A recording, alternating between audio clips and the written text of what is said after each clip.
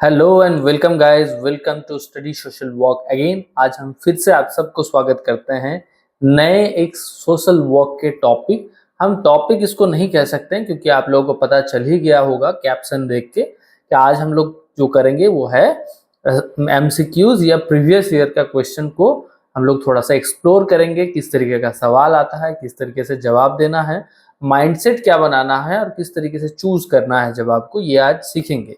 इसके पहले ऑलरेडी हम लोगों ने 20 क्वेश्चन का एक सीरीज बनाया था, तो आप लोग वो भी देख सकते हैं। और इसके बाद भी और बहुत सारे एमसीक्यूज आने वाले हैं, तो आप लोग please stay tune with this channel. और जितने भी लोग आज नए देख रहे हैं, नए हैं चैनल में, उन सबको वेलकम है। और बताना चाहूंगा कि ये हमारे जो स्टडी सोशल वर्क चैनल है, ये सोशल वर्क के लिए डेडिकेटेड है और हम लोग रोज नए नए टॉपिक के ऊपर बात करते हैं और नए नए टॉपिक के बारे में सीखते हैं। तो ऐसे ही आप लोगों को अगर सोशल वर्क के टॉपिक के बारे में पढ़ाई करना है, एमसीक्यूज अटेम्प्ट करना या कोई भी कॉन्सेप्ट को एक्सप्लोर करना, तो आप लोग प्लीज इस चैनल को सब्सक्राइब करके रख लीजिए। तो चलिए आज हम चलते हैं, जो आज हम लोग पढ़ेंगे मतलब सीखेंगे एमसीक्यूज किस तरीके से अटेम्प्ट करना है। तो स्क्रीन में आते हैं। ओके, सो देखिए ये जो क्वेश्चन है ये 2018 में पूछा गया था। जो क्वेश्चन है, under juvenile justice care and protection of children act 2015 the state child protection society are constituted at. अब देखिए ये जो सवाल है इसका मतलब यही निकलता है कि 2015 में जो एक्ट बना था केयर एंड प्रोटेक्शन के ऊपर, जुवेनाइल जस्टिस में, तो वो किस किस चीजों के ऊपर आधारित है। तो ऑप्शन क्या दिया हुआ है, देखिए यहाँ पर ऑप्शन का ऑप्शन दिया हुआ है। ठीक है, पहले सवाल के साथ ही 3-4 ऑप्शन है और उसके बाद आपको उस ऑप्शन को लेके आपको एक ऑप्शन चूज करना है जिसमें 2-3 ऑप्शन के साथ रहेगा। तो हम लोग किस तरीके से इसको चूज करेंगे समझते हैं। अब है डिस्ट्रिक्ट लेवल पे, स्टेट लेवल पे, नेशनल लेवल पे, तहसील लेवल पे। देखिए ये ऑप्शन दिया गया है और नीचे जब जो हमारा आंसर ऑप्शन है उसमें क्या है, ए में है, 1 में है ए एंड बी, दूसरा है बी एंड सी, तीसरा है सी एंड डी एंड चौथा है ए बी एंड डी।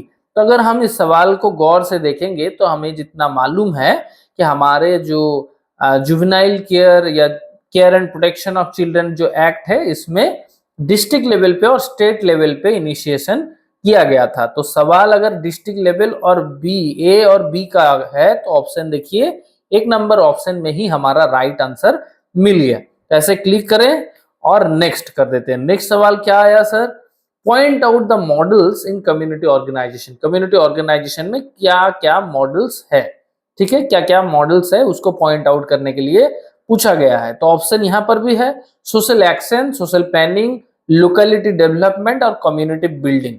ये 4 ऑप्शन है। तो सोशल एक्शन तो है हमारा मॉडल, सोशल प्लानिंग भी है, लोकेलिटी डेवलपमेंट मॉडल भी है, लेकिन कम्युनिटी बिल्डिंग ये हमारे मॉडल के अंदर नहीं आता है। तो ए बी एंड सी ये आंसर होना चाहिए। और देखिए right answer A B and C option 1 number में, मतलब ऑप्शन ए में ही मिल गया। अब देखिए एक बात और आप लोगों को बता देना चाहता हूं कि हमारे जो ऐप है स्टडी सोशल वर्क का, उस ऐप को आप लोग डाउनलोड कर सकते हैं। आप लोगों को वहां बहुत सारे फ्री मटेरियल्स भी मिल जाएगा और साथ ही साथ जिस तरीके के यहाँ हम लोग एमसीक्यूज कर रहे हैं, ये सेम टू सेम एमसीक्यूज आपको वहां पर भी मिल जाएगा। तो अगर आपको सेल्फ इवैल्यूएट करना है, आपको देखना है कि आपको कितना पारदर्शिता मिल गया है एमसीक्यूज में, तो उसको आप डाउनलोड कर लीजिए ऐप को और वहां जाके आप एमसीक्यूज को अटेंड कर सकते हैं। साथ ही साथ अगर आपको पेड कोर्सेस लेना है तो हमारे पास बीएसडब्ल्यू, एमएसडब्ल्यू और यूजीसी नेट के प्रिपरेशन के लिए कोर्सेस चल रहा है जो अवेलेबल है और आप वहां पर एनरोल कर सकते हैं। एनरोल करने के लिए 2 तरीका है, एक आप ऐप में डाउनलोड करके ऐप में डायरेक्ट आप एनरोलमेंट कर सकते हैं, और अगर कहीं पर भी समझने में कोई भी गड़बड़ हो रहा है या कंफ्यूजन हो रहा है तो आप ये जो स्क्रीन में आप नंबर दिख रहा है आपको, वहां पर आप एक कॉल कर लीजिए। हमारे 24 आवर्स कॉल अवेलेबल होता है, आप कभी भी कॉल करके अपना एनरोलमेंट करवा सकते हैं। ठीक है, चलिए हम लोग आगे बढ़ते हैं। तो देखिए सवाल क्या है, Mary Richmond in her book social diagnosis describe 3 basic categories in the theory of social work practice choose those 3 from the code given. देखिए यहाँ पर भी कुछ ऑप्शन दिया गया है। सवाल क्या है, सोशल डायग्नोसिस जो बुक है मैरी रिचमंड जी के, उनके वहां से कुछ पर्टिकुलर चीजों के ऊपर ज्यादा कंसंट्रेट किया गया था। कुछ 3 कैटेगरीज बताया जा रहा था, बताया गया हुआ है। तो वो 3 कैटेगरीज क्या है उसको चूज करके हमें निकालना है। ऑप्शन पढ़ लेते हैं। Investigation of fact finding, diagnosis, treatment और सोशल जस्टिस। तो देखिए हमें जितना मालूम है, इन्वेस्टिगेशन एंड फैक्ट फाइंडिंग ये तो इनका इन्वॉल्वमेंट है, डायग्नोसिस और ट्रीटमेंट तक। अब सोशल जस्टिस के बारे में इस कैटेगरी में बात नहीं किया गया था। तो यहाँ पर option A, B and C right option है। तो देखिए ए, बी एंड सी कहाँ है, 2 नंबर ऑप्शन में हमारे ए, बी एंड सी है। अब क्या बोला गया है, नेक्स्ट सवाल, the 5 stages, norming, forming, storming, ये बहुत सारे स्टेजेस होता है ग्रुप डेवलपमेंट का। The 5 stages of group development was propounded bye. देखिए 5 स्टेजेस का बात किया गया है। तो अगर 5 स्टेजेस का बात किया जाएगा, ऐसे नॉर्मिंग, फॉर्मिंग, स्टॉर्मिंग, एडजॉर्निंग, ऐसे कुछ आपको दिख जाए तो आपको कुछ नहीं समझना है, सोचना है, आपको डायरेक्ट टुकमैन में आपको क्लिक कर देना है। राइट आंसर टुकमैन ही होगा। ठीक है, चलिए आगे बढ़ते हैं। Which one of the following will not result following the introductions of more decentralization system of management। तो मैनेजमेंट में कौन सा डिसेंट्रलाइज मैनेजमेंट सिस्टम में कौन सा रिजल्ट नहीं है, इसमें बात किया गया है। तो देखिए सबसे पहले क्या है, increase motivation among those empowered to take decision, greater consistency in the decision made, the development of skills among the junior members of the management team, and increase in the speed at which essential decision are made। तो मुझे जितना लग रहा है option B होना चाहिए इसका answer.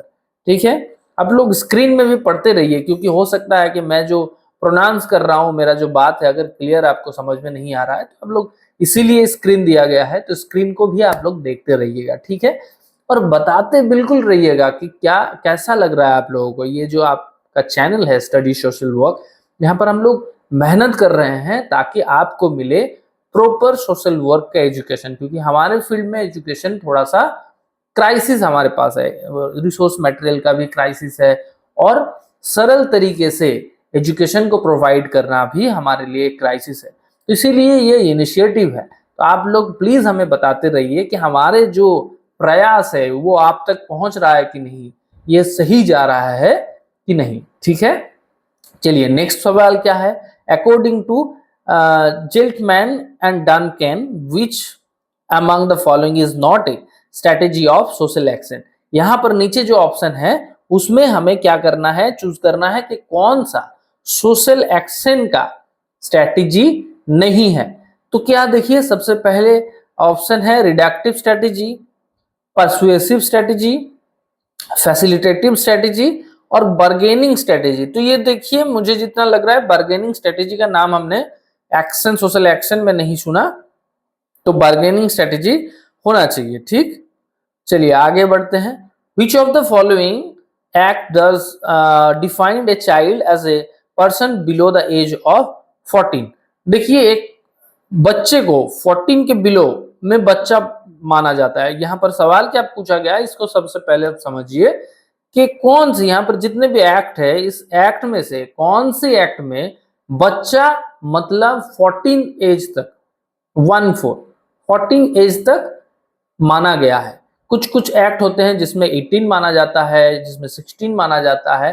तो यहां पर कौन सा है जिसमें 14 माना गया है। तो देखिए child labour provision and regulation act, इसमें 14 है, तो हमें पहले ही सवाल का आंसर मिल गया। जुवेनाइल जस्टिस केयर में 18 है।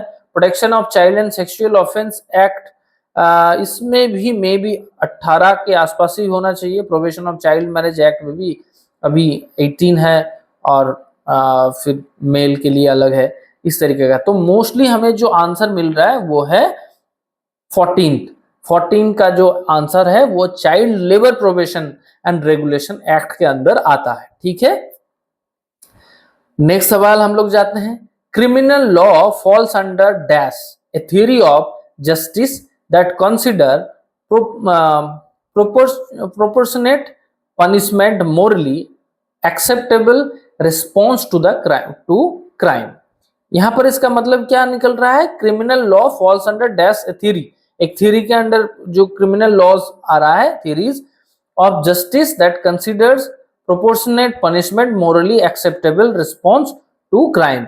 मतलब जो क्राइम है और जो उसका सजा है, जो उसका पनिशमेंट है, वो मोरली एक्सेप्टेबल होना चाहिए। मतलब ऐसा नहीं कि ऐसा क्राइम है उससे बड़ा कुछ सजा मिल रहा है और क्राइम से बड़ा सजा हो जा रहा है, ऐसा नहीं होना चाहिए। ठीक है, तो जो ऑप्शन है, एक है करेक्टिव जस्टिस, ठीक है, अच्छा, उसके बाद है डिस्ट्रीब्यूटिव जस्टिस, उसके बाद है प्रोसीड्योर जस्टिस और उसके बाद है डिस्ट्रीब्यूटिव जस्टिस। तो हमें जितना मतलब मालूम है, डिस्ट्रीब्यूटिव जस्टिस आंसर इसका है। डिस्ट्रीब्यूटिव जस्टिस के अंदर ही बात किया गया है कि जो सजा है और जो क्राइम है उसके अंदर एक मॉरली बैलेंस लगना चाहिए, क्राइम है और जो सजा है वो जस्टिफाइड है। ठीक है, नेक्स्ट सवाल है, the interview guide will use during the interview by interviewer different people both interviewer and interview. देखिए, तो गाइड जो है वो इंटरव्यूअर को दिया जाता है, जो इंटरव्यू कंडक्ट करते हैं, जो इंटरव्यू टेक लेते हैं, तो इसका आंसर इंटरव्यूअर होगा। ठीक है, how many disabilities are listed in the rights of persons with disability act 2016।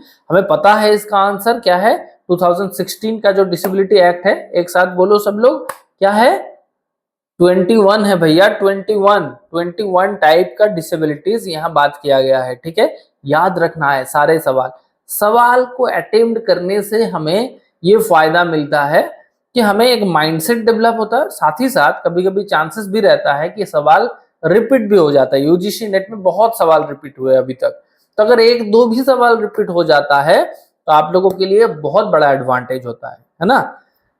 तो चलिए हम लोग नेक्स्ट सवाल में जाते हैं। The 2017 global hunger index GHI report ranked India dash country out of 118 countries with serious hunger situation. तो देखिए यहाँ पर रैंक पूछा गया है कि इंडिया का रैंक क्या है ग्लोबल हंगर इंडेक्स 2017 के जो रिपोर्ट था उसके अकॉर्डिंग। ठीक है, 2017 के अकॉर्डिंग। तो इसमें जो रैंक है यहाँ पर देखिए 101 दिखा रहा है, ये आसपास का लग रहा है, क्योंकि कहीं कहीं 101 दिखता है इसका रिपोर्ट का आंसर और कहीं कहीं 100 भी माना जाता है। तो देखिए 101 एंड 100 अगर दोनों में से कोई भी ऑप्शन रहे तो आइदर ऑप्शन देखिए 100 रहेगा, नहीं तो 101 रहेगा, क्योंकि ये थोड़ा सा डिबेटेबल है, कॉन्फ्लिक्टेबल है। कुछ कुछ जगह पे आपको 100 भी मिल जाएगा और कुछ कुछ जगह पे 101 भी मिल जाएगा इसका आंसर। तो अगर 100 है तो वो 100 होगा, अगर 101 है तो 101 होगा। ठीक है, तो ऑप्शन आपको दोनों में से एक ही मिलेगा, ऐसा नहीं कि दोनों ही रहेगा, 100 भी रहेगा 101 भी रहेगा। ठीक है, तो अभी के लिए हम लोग 101 चूज कर रहे हैं क्योंकि ऑप्शन में यही है, तो इसको आपको याद रखना है। National policy for person with disabilities was adopted in India in the year 2006। 2006 में हमें जो डिसेबिलिटीज एक्ट है ये अडॉप्ट किया गया था। ठीक है, national policy for person with disability was adopted in 2000 in India in the year of 2006, इसको याद रखना है। ठीक है, चलिए नेक्स्ट हम सवाल में जाते हैं। National mental health policy was adopted in the year, national mental health policy कब आया था हमारे यहाँ पर 2014 में आया था। ठीक है, याद रखना है, ये सारे जो डाटाज है ये फैक्ट है, इसमें समझाने लायक कुछ नहीं है, नहीं तो मैं समझा देता आपको। तो डेटाज को आपको पूरा याद रखना है, मगअप कर देना है, लिख के रखिए, बार बार अटेम्प्ट कीजिए एमसीक्यूज अटेम्प्ट करना बहुत अच्छा एक हैबिट होता है। ठीक है, एमसीक्यूज जितने अटेम्प्ट करेंगे आपका कॉन्फिडेंस बूस्ट होगा, आपका नॉलेज बूस्ट होगा, आपको टाइम के बारे में आपको समझ में आएगा कि क्या स्पीड में आप चल रहे हैं, कितना स्पीड में आपको चलना चाहिए। ठीक है, तो आपको एमसीक्यूज अटेम्प्ट करना है। एमसीक्यूज अटेम्प्ट करने के लिए आप ऐप को डाउनलोड कर लीजिए, वहां पर मैं अपलोड करता रहता हूँ एमसीक्यूज, तो जितना भी है उतना आप लोग अटेम्प्ट करते रहिए और ऐप को अनइंस्टॉल मत कर दीजिए। कभी कभी ऐसा भी हमारे पास फीडबैक आ रहा है कि सर वहां पर मटेरियल नहीं था तो अनइंस्टॉल किया गया। अरे भैया, वहां पर मटेरियल अपलोड किया जाता है, फिर उसको हटाया जाता है एज पर रिक्वायरमेंट। ठीक है, ऐसे अपलोड करके ही रख देना ऐसा नहीं है। जहां पर हमें करेक्शन मिलता है, जहां पर हमें मिलता है कि इससे बेटर किया जा सकता है, वहां पर वो मटेरियल को हम लोग हटा के 1-2 दिन बाद फिर से हम लोग अपलोड कर देते हैं। तो आप लोगों को सोचना नहीं है कि उसको अनस्टॉल कर देना है कि आपको सही, आपको अगर नहीं मिल रहा है मटेरियल, 1-2 दिन रख लीजिए, फिर देख लीजिए, वहां पर अपडेट आता रहेगा। आपको बहुत सारी चीज, आपको चेंजेस देखने को मिलेगा, क्योंकि हम लोग रोज उसके ऊपर काम करते हैं। सब लोग हम लोग काम कर रहे हैं ना। तो अनइंस्टॉल ना करके अपने फोन में रखिए और चेक करते रहिए, क्योंकि जितने चीज आपको विदाउट कॉस्ट मिल रहा है, फ्रीली मिल रहा है, उतना तो आप लोग यूज कीजिए। और उसके बाद अगर आपको लग रहा है कि पेड कोर्स लेना है तो आप ले लीजिए बेफिक्र, क्योंकि आपको तो पता है मैं किस तरीके से पढ़ाता हूँ, और यही सेटअप रहता है ऐप में भी। आपको कुछ कुछ लोग ऐसे होते हैं कि जो यूट्यूब में कुछ और बोलते हैं तो और ऐप में कुछ और हो जाता है, ये चीज नहीं है। तो अगर आपको लग रहा है कि एक बार, और हमारे यहाँ पर और एक सुविधा है कि आपको मंथ वाइज पे करना है, आपको एक बार में पूरा फीस नहीं देना है। तो आप 1 मंथ के लिए लेके देख लीजिए, आपको अगर समझ में आ जाए कि हाँ भाई चलो ठीक है, ये मेरे लिए सूटेबल है, तो आप उसको कंटिन्यू कीजिए। और मैं आपको प्रॉमिस करता हूँ कि आप 1 मंथ के लिए अगर आप पे करेंगे तो आप 1 मंथ के बाद आपको कंटिन्यू करना ही है।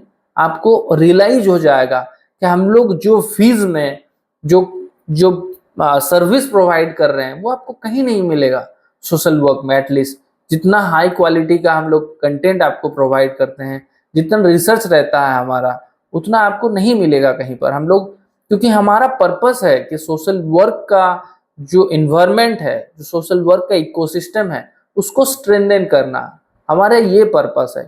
ठीक है, तो चलिए हम लोग ऐप के बारे में और ना ही बात करें, ज्यादा हमें अच्छा नहीं लगता है, लेकिन अभी हम लोग एमसीक्यूज में कंसंट्रेट करते हैं।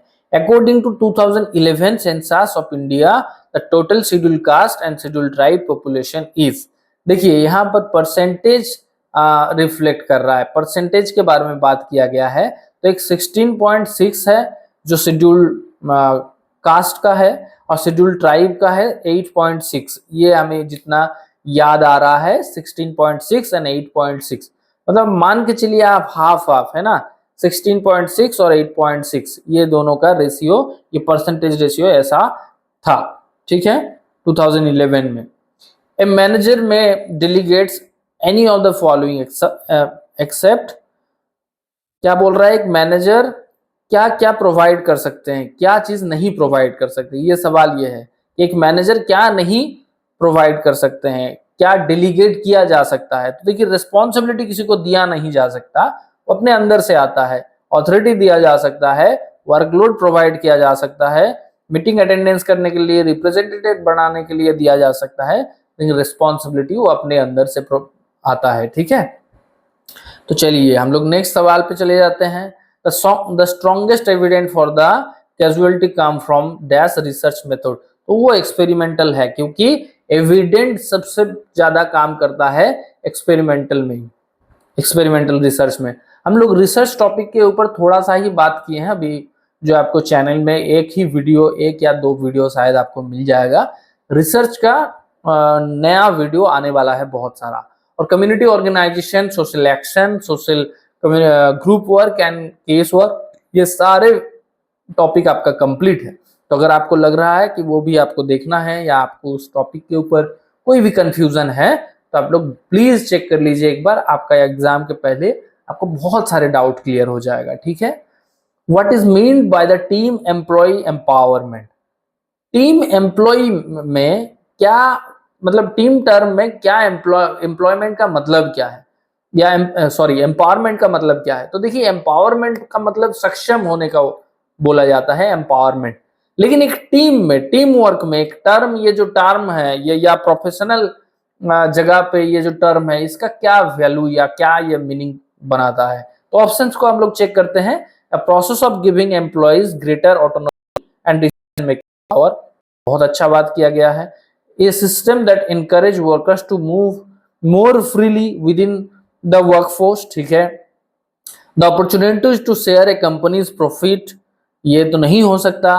ए formal system of leadership that relies greatly on the control, ये भी नहीं हो सकता है। तो देखिए लास्ट का दो ऑप्शन कट हो गया पहले ही। फर्स्ट ऑप्शन क्या है, the process of giving employees greater autonomy and decision making powers, ये ठीक है लगभग, और मतलब लगभग नहीं है, ठीक है, सबसे ठीक है।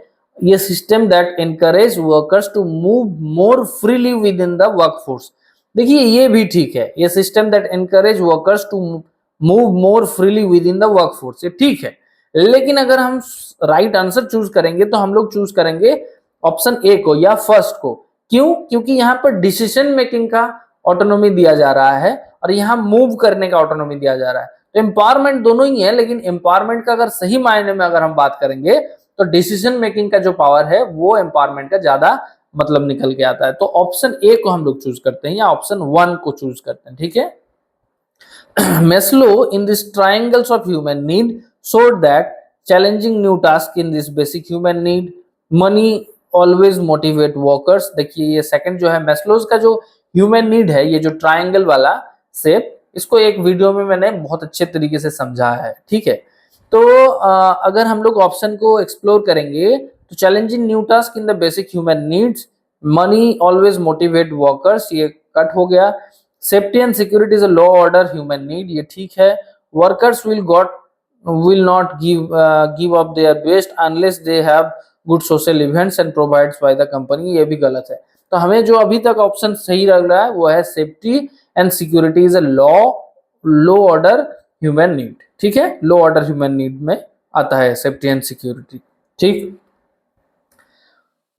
Organiser description of an activity is a structured form of known as organise description of an activity, organise description of the activity structured way में अगर बात किया जाए तो क्या है ऑप्शन, मॉडल है, पर्सपेक्टिव है, स्किल है और मेथड है। तो यहाँ पर ऑप्शन मॉडल होना चाहिए कि ऑर्गेनाइज वे में कोई भी चीज को डिस्क्राइब करना, एक एक्टिविटी को, organise description of an activity in a structured way, ये मॉडल होना चाहिए। क्योंकि हम लोगों ने मॉडल पढ़ा है और मॉडल जब हम लोग पढ़ रहे थे तो इस चीज को एक्सप्लोर किया गया है और डिटेल में डिस्क्राइब भी किया गया है।